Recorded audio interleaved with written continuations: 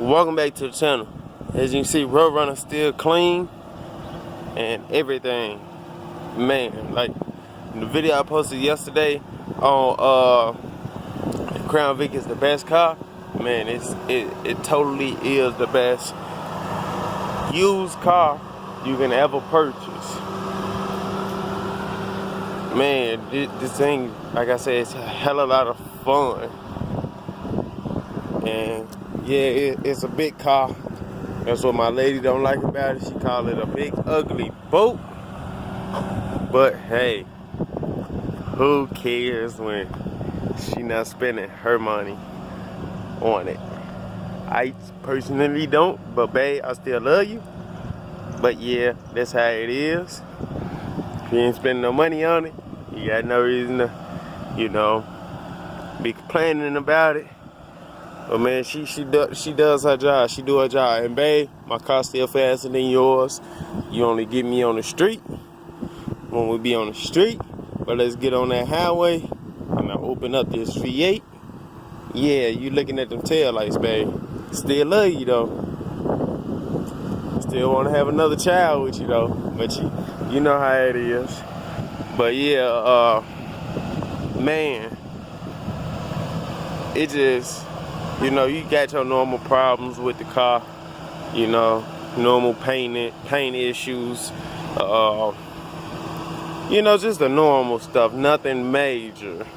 Dash cluster problems, dash cluster want to start working from time to time, but there's nothing major. Other than that, Crown Vic the best car. They reliable, durable, man, the whole 9 yards, like I can go on and on, and all other Crown Vic owners can say the same thing about the Vic. They roomy, they fast, they cheap. You can buy these things for dirt cheap. You can repair them for cheap. You can go to the junkyard, find parts. You're gonna always be able to find parts for these cars. You can go to the junkyard and find parts for them. It's gonna be soon when the Crown Vic, they're gonna start, less and less start being on the street as departments, finish retiring the Vics they have. And, it's gonna be a point in time where the Crown Vic it's gonna be more in the junkyard than on the road. So, we gotta keep it going, we gotta keep them up.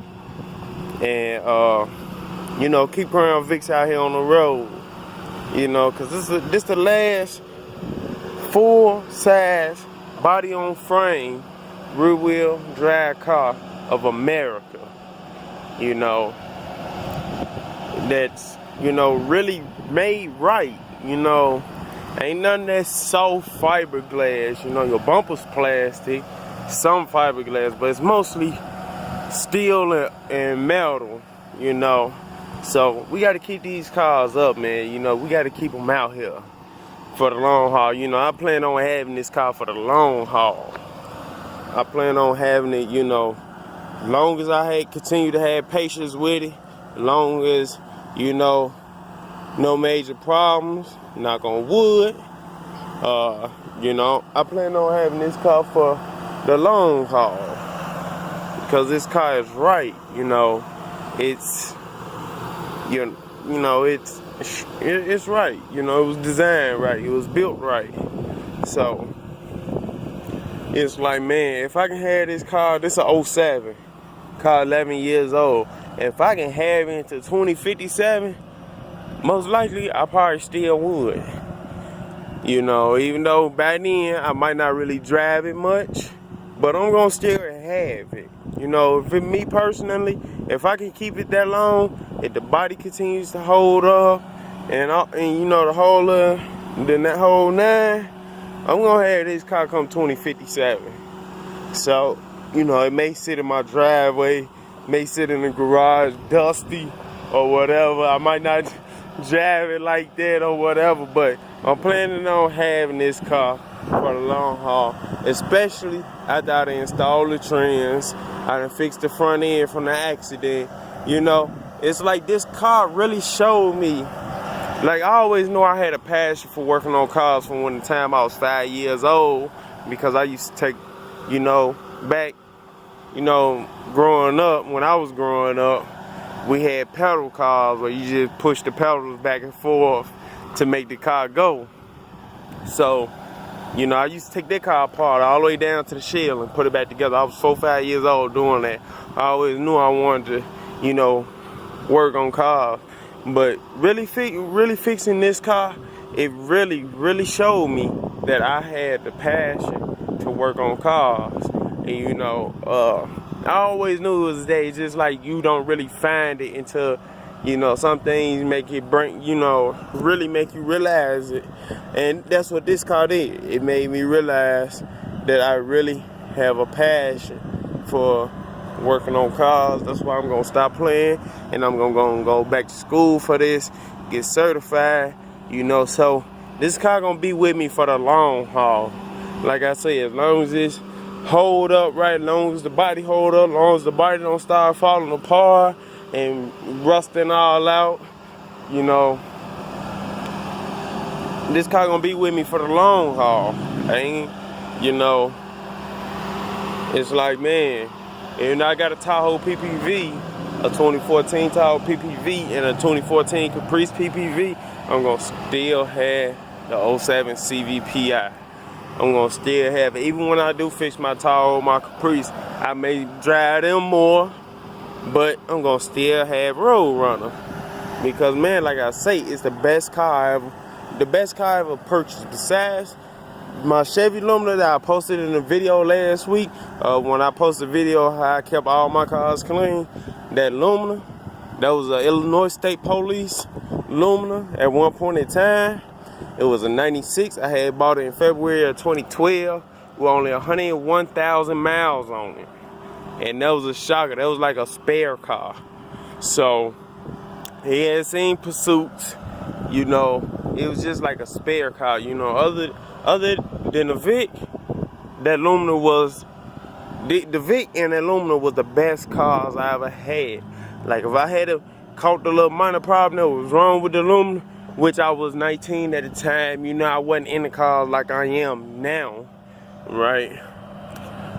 It started overheating. I changed the thermostat. I had changed the water pump, and I did not think about pouring antifreeze in the radiator. And what I did was, you know, I just said, yeah, I blew the intake gaskets. So I had that fixed. But the shop knew what was wrong with it, but they still didn't do nothing about it. They fixed it, paid them $650, and it was still overheating. And I thought about it, you know, months after. I'm talking about, it was probably like a year after I had sold it to the junkyard, that, you know, I really started learning more about cars. I'm like, man, it could have just been the radiator. And I would have still had that car to this day if I had thought about that. Just like if I had knew we was moving back to Chicago, I would have kept that car, left it sitting in the park spot. I would have bought it back, and I would have had another motor put in it. Because the shop that I be at, you know, the old head, he do motors too. I would have bought it back and had him put a motor in it. But, you know, at the time, I didn't know we was going to move back to Chicago. So I sold it to the junkyard. Had got $230 for it. And then 2 weeks later, my mama told me we moving back to Chicago. Because there in Lansing, Michigan, you can't really get around without a car. The bus service is like CTA. They suck. Never on time. They slow as shit. Well, with CTA, the only difference is you can walk a block or two to the bus stop. There in Lansing, Michigan, you got to walk about a quarter mile, half a mile to a bus stop, depending on where you live at. But yeah, that's when she said we was going to be moving back. And I'm like, damn, I could have kept that car and put a motor in it. But I was like, damn, you know what, just forget it, right? I'm like, I can get me another car. And after I had the Intrepid, I didn't get another car. We moved back in 2014. I didn't get another car until early 2016. That's when I bought that Monte Carlo, which I shouldn't have bought, no way. Then after the Monte Carlo, I got rid of it. I had got the other Crown Vic that y'all seen in the video and that I posted. Yeah, go ahead and hit that. Go and like, comment, subscribe. Go ahead and hit that bell ringer if you want notifications. I'll catch y'all fellas in the next video. Catch y'all later.